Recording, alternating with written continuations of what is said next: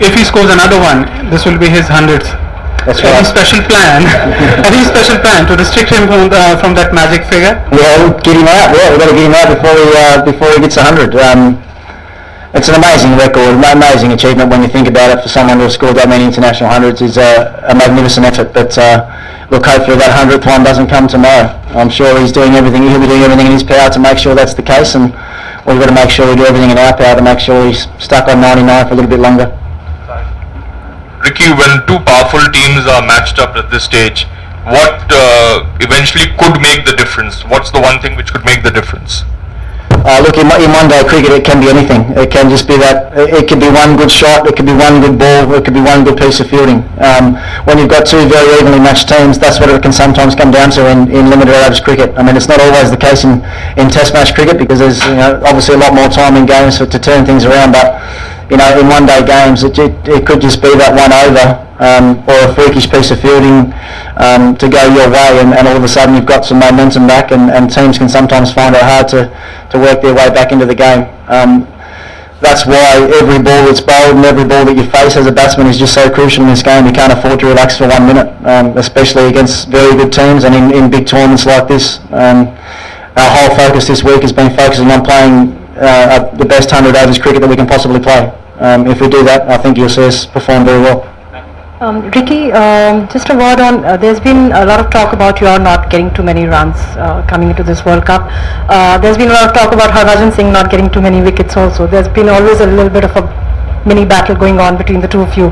So any thoughts on that, basically looking to kind of take him on at a time when he's under pressure, another scanner? Look, our batsmen have got some really clear plans on what they want to do and how they want to play every one of the Indian bowlers tomorrow. We had a really good meeting as a batting group yesterday morning to discuss what we needed to talk about and the way we needed to play, considering the opposition and considering the conditions that we're coming up against. So that's what I expected our batsmen tomorrow is just to be very clear on what they want to do and to back themselves in every instance that they put themselves or find themselves in. All our batsmen have got great skills, and all our batsmen have had great success here in the subcontinent in the past. And I want them to be able to play with freedom tomorrow. If that means that they go out and they can hit every ball for 4 or 6, then go ahead and do that. You don't get very far in this game in big games when you're apprehensive at all. You just got to go out there and be free and let it happen and see where it takes you. Ricky, as someone who's played several World Cups of several types for Australia and always won, what does it take for a team to sort of pick itself up at a time when the going's not good? Is it just the occasion, sort of a knockout match, or is it like you said, just a freak piece of fielding and a great shot?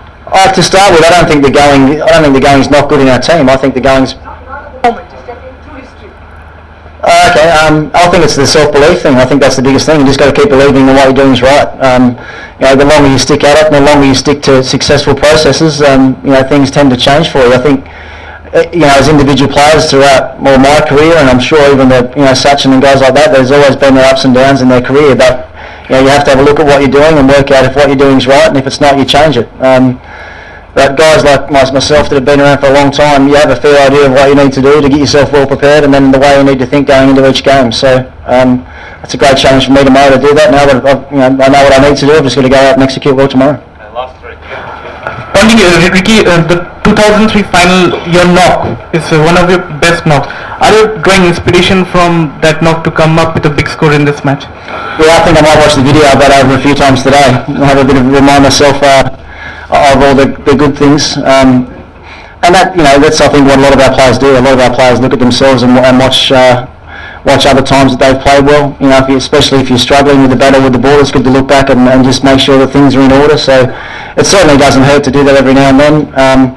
I guess for me, knowing that I've been able to perform well like that in big games in the past is something that's just to reflect back on.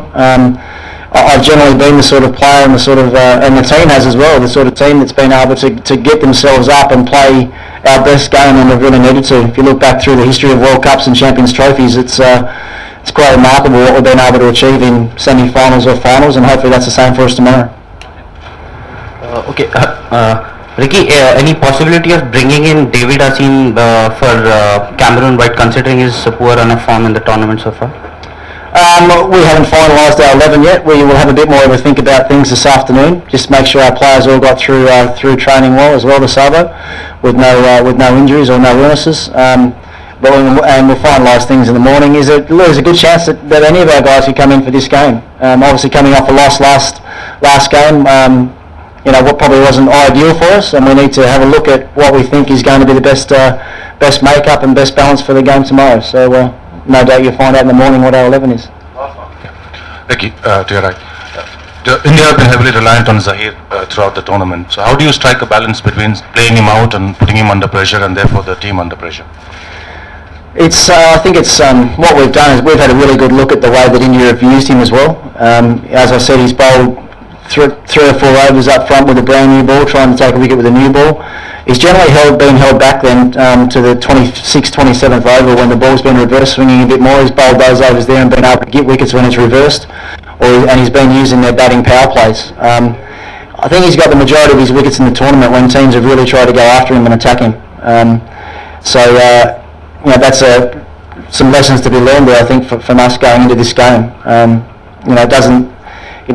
There's a couple of ways we could go about it. We could really try and put it on him and take him out of the game and put him under pressure knowing that he's their main man, or we could go the other way and make sure we don't give him wickets and try and get to the other guys, some of their part-timers, a bit more. So maybe depending on how well he starts tomorrow or how well our batters start tomorrow might dictate the way we play him. Very good. Thank you very much, everyone. Thanks.